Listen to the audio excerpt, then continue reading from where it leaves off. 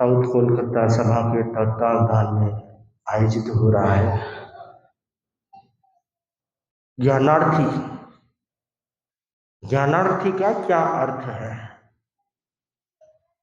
ज्ञानार्थी का अर्थ है जो ज्ञान का अर्थी हो, अर्थात ज्ञान प्राप्त करने की जिसकी भावना हो या प्रयासरत हो, वह ज्ञानार्थी होता है।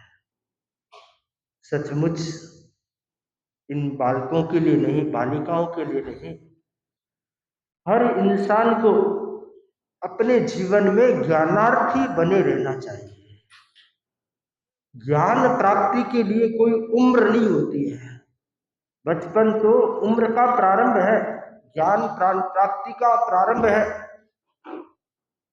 आप इतिहास पर नजर डालेंगे, अभिमन्यु ने चक्रव्यूह भेदने की विद्या कहाँ सीखी थी?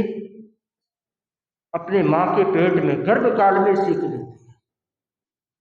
वज्र स्वामी जो सुप्रसिद्ध पूर्वधरा आचार्य हुए हैं, उन्होंने पूर्वों का ज्ञान, आगमों का ज्ञान पालने में झूलते झूलते, खेलते खेलते, साध्यों को परावर्तन करते करते, सुनते सुनते उनको आगमों का ज्ञान हो गया, सुन करके ज्ञान प्राप्त कर लिया।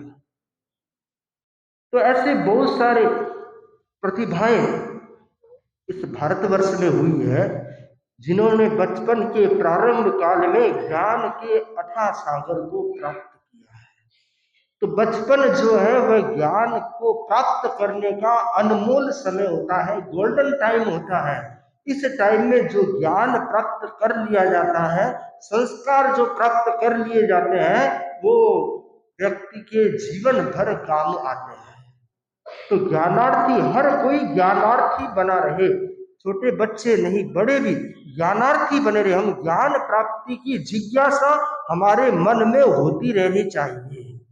कुछ लोग कहते हैं कि अब तो बड़े हो गए, अब क्या प्रतिक्रमण सीखे, अब क्या भक्तामर सीखे, 25 बोल सीखे, क्या थोकड़े सीखे, क्या ढाड़े सीखे। ऐसा नहीं है। इस कुदरत ने हमारे को जो ब्रेन दिया है, मस्तिष्क दिया है, वह मस्तिष्क बहुत पावरफुल है, शक्तिशाली है। कंप्यूटर से भी ज्यादा शक्तिशाली है मस्तिष्क है। हम ज्ञान प्राप्ति का प्रयास करेंगे तो इस शक्तिशाली मस्तिष्क से बहुत कुछ प्राप्त कर सकते हैं। आप देखिए, इसी मस्तिष्क से पूर्वधराचार्य हुए जिन्होंने पूर्वों का ज्ञान प्राप्त किया। इसी मस्तिष्क के द्वारा कितना कितना ज्ञान अनेक व्यक्तियों ने प्राप्त किया है और कर रहे हैं। तो मस्तिष्क वही है, बस उस मस्तिष्क का उपयोग करने की इच्छा शक्ति हमारे भीतर में होनी चाहिए। तो इच्छा शक्ति जब जागती है तब व्यक्ति इस मस्तिष्क के द्वारा बहुत कुछ ज्ञान प्राप्त करके आगे बढ़ सकता है। बच्चों में ज्ञान आए उससे पहले विनय आए, विनम्रता आना जरूरी है। क्योंकि जहाँ विनम्रता होती है, विनय होता है, वहीं ज्ञान प्राप्त करने में आसानी होती है। और जहाँ विनय और विनम्रता नहीं होती, वहाँ ज्ञान प्राप्त करना दुरूह हो जाता है, मुश्किल हो जाता है। इसलिए हर ज्ञानार्थी के भीतर में विनम्रता अवस्थित रहे, ऐसा प्रयत्न करना चाहिए। संत कन्फ्यूशियस मृत्यु शैया पर थे। उनके शिष्यों ने उनसे निवेदन किया कि हमें कोई अच्छी शिक्षा दे जो हमारे जीवन में काम आए। होता ही है, जब अंतिम समय होता है तो परिवारजन या शिष्य लोग कहते हैं कि कुछ ज्ञान की सार रूप बात बता दे जो हमारे जीवन में काम आए। तो उन्होंने अपने मुंह की ओर इशारा किया एक शिष्य को। शिष्य ने मुंह में अंगुली डाली, देखा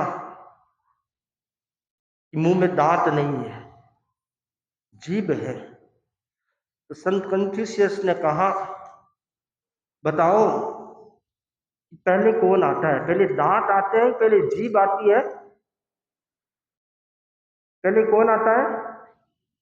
जीभ आती है। इंसान जन्म लेता है तो प्राय जन्म से उनके दांत नहीं हुआ करते हैं, दांत धीरे धीरे बाद में आते हैं, परंतु जीभ जन्म के समय से साथ में होती है। दूसरा प्रश्न किया, पहले जाता कौन है? अगर इंसान की उम्र 100 वर्ष है तो पहले कौन जाएगी? जीभ पहले जाएगी या दांत पहले जाएंगे? दांत पहले जाएंगे, जीभ बाद में जाएगी। जीभ तो साथ में जाएगी, साथ में आई है तो साथ में जाएगी।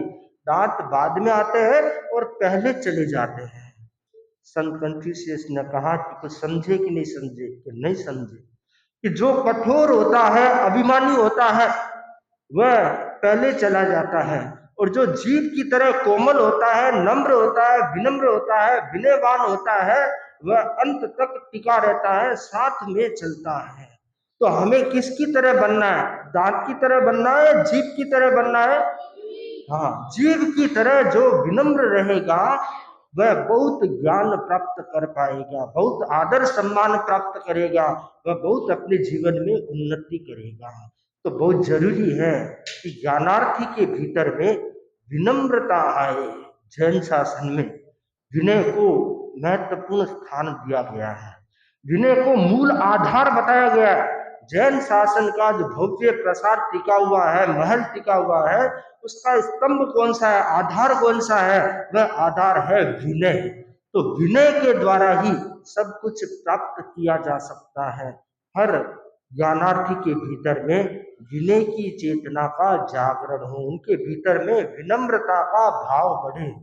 भले वह बड़ों के प्रति विनम्रता हो, भले वह ज्ञान के प्रति विनम्रता हो, भले वह वस्तु के प्रति विनम्रता हो, अर्थात हमारे स्वभाव में अगर विनम्रता आ गई तो चारों ओर विनम्रता जलेगी, झलकेगी, व्यवहार विनम्रता से भर जाएगा, ओतप्रोत हो जाएगा। तो बस ज्ञानार्थी शिविर में पहला जो बोध पाठ है वह यही है कि हम सबके भीतर में विनम्रता का विकास होता रहे, विनय भाव बढ़ता रहे, जिससे हमारे जीवन और अधिक प्रगति कर पाए, ज्ञान प्राप्त कर पाए। इन्हीं मंगल भावनाओं के साथ ओम हरि।